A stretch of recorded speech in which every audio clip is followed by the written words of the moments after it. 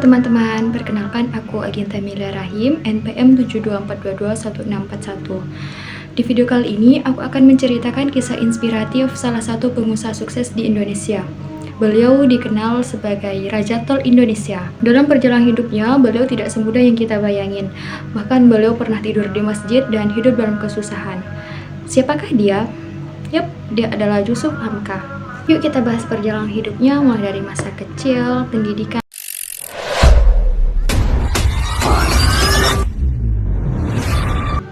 Di tengah hiruk pikuk Jakarta pada tahun 1957, lahirlah seorang anak bernama Alun Joseph. Ia berasal dari keluarga keturunan Tionghoa yang hidup sederhana. Tiba-tiba, hantu anak kecil itu datang dan mencekik lehernya. Orang tuanya memang bukan dari kalangan kaya raya, bahkan hidupnya cenderung pas-pasan. Masa kecilnya penuh keterbatasan, bahkan Alun Joseph kecil harus menerima kenyataan bahwa ia sering merasa berbeda dan terpinggirkan. Pendidikan formalnya pun enggak lulus, ia pernah bersekolah di SMP dan SMA, tapi enggak sampai lulus kuliah. Ia sempat masuk di Fakultas Hukum Universitas Krishna Dwipayana, lalu juga mencoba kuliah di Universitas 17 Agustus 1945, tapi akhirnya nggak selesai. Buat sebagian orang, itu mungkin kegagalan, tapi buat Alun Joseph, justru itulah jalan hidup yang membawanya menemukan pengalaman berharga di luar bangku kuliah. Masa mudanya sangat keras, ia pernah tidur di masjid karena nggak punya tempat tinggal, pernah juga kelaparan karena nggak punya uang. Dari situ ia belajar bahwa hidup itu harus dijalani dengan kerja keras, tekad, dan doa. Masjid jadi tempat berteduh sekaligus ruang belajar spiritual yang kelak menguatkan langkahnya, sampai akhirnya ia memutuskan memeluk Islam dan mengganti namanya menjadi Yusuf Hamka.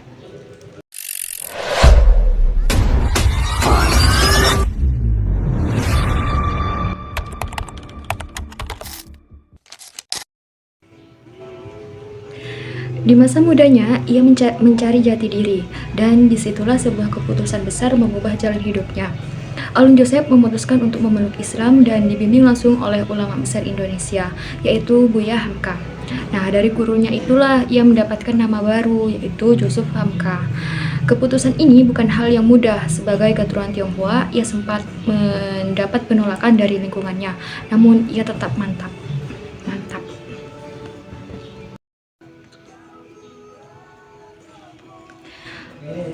Perjalanan rohani ini tidak jadi titik balik besar dalam hidupnya. Sejak masuk Islam, Yusuf Hamka semakin tekun bekerja keras, tapi juga semakin peduli pada kehidupan spiritual dan sosial.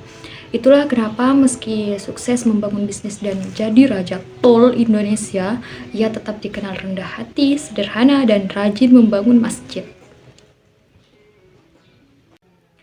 Tapi jalan menuju sukses tidaklah mudah. Yusuf muda pernah mengalami masa paling kelam, yaitu tidur di masjid karena tidak punya tempat tinggal. Ia merasakan lapar, dingin, dan kesepian.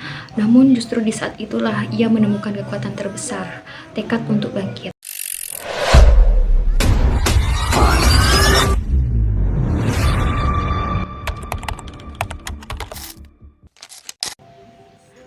Setelah melewati masa-masa sulit sebagai mu'alaf yang sempat tidur di masjid dan hidup dalam kemiskinan, Yusuf Hamka tahu satu hal, dia nggak boleh selamanya terpuruk, ia harus bangkit walau langkahnya kecil sekalipun. Nah, karir bisnisnya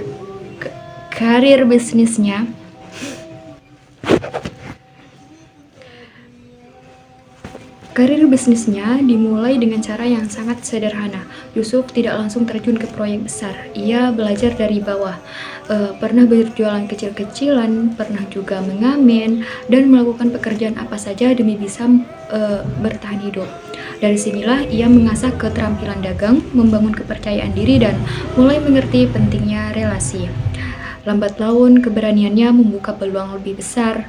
Yusuf mulai dikenal sebagai anak muda ulet yang bisa dipercaya. Ia bergaul dengan banyak kalangan, termasuk tokoh-tokoh penting. Salah satu yang sangat berpengaruh adalah kedekatannya dengan Buya Hamka. Dari Buya Hamka, Yusuf bukan hanya belajar agama, tapi juga nilai kejujuran, kerja keras, dan keberanian untuk mandiri. Awal langkah seriusnya di dunia bisnis dimulai ketika ia berani masuk ke sektor konstruksi.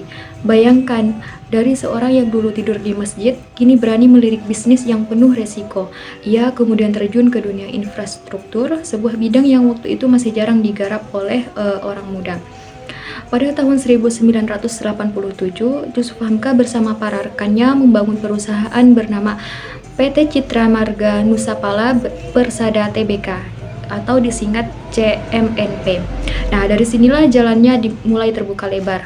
Proyek pertama yang digarap perusahaannya adalah Jalan Tol Insinyur Wiyoto Wiono di Jakarta, salah satu proyek jalan tol terbesar di ibu kota. Tentu saja perjalanan membangun perusahaan ini tidak mudah, modal terbatas, persaingan ketat, dan risiko yang besar.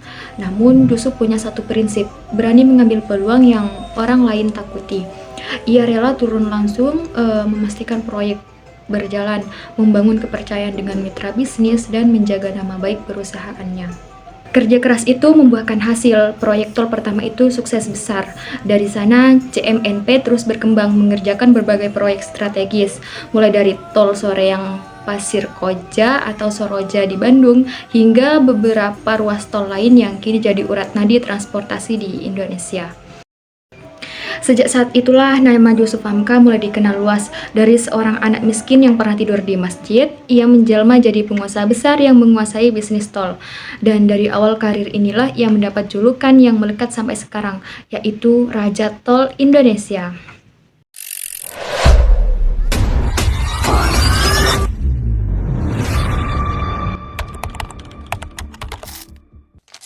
Buat Yusuf Hamka, hidup itu bukan soal seberapa banyak harta yang kita kumpulkan, tapi seberapa besar manfaat yang bisa kita kasih buat orang lain.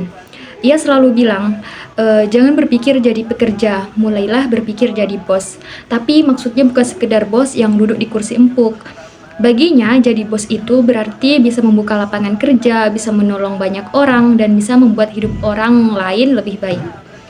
Walaupun dikenal sebagai Raja Tol Indonesia dengan harta triliunan, Yusuf Hamka tetap memilih hidup sederhana. Kalau ketemu di jalan, jangan heran kalau dia cuma pakai baju koko putih, celana hitam, dan sendal jepit. Ia tidak silau dengan kemewahan. Buatnya, pakaian sederhana lebih nyaman daripada jas mewah. Satu hal yang selalu ia pegang adalah filosofi, hidup jangan sombong, jangan pelit, dan jangan pernah merasa lebih tinggi dari orang lain.